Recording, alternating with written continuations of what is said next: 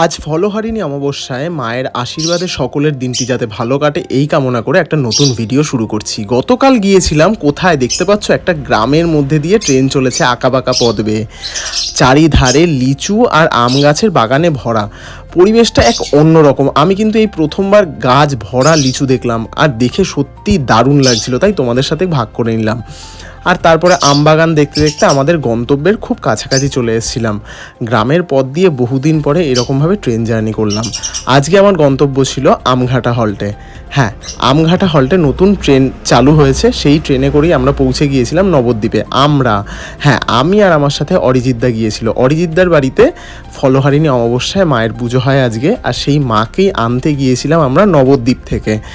তাই গঙ্গা পেরিয়ে প্রথমেই নবদ্বীপে পোড়া মায়ের মন্দিরে ঢুকে মাকে একটু দর্শন করে প্রণাম জানিয়ে নিলাম। সেখানে গিয়ে আবার দেখলাম যে বিবাহ অনুষ্ঠান সম্পন্ন হচ্ছে। তবে আমি কিন্তু এই প্রথমবার মায়ের মন্দিরে বিবাহ অনুষ্ঠান দেখলাম, খুবই ভালো লাগলো যে তারা নতুন জীবন শুরু করতে চলেছে।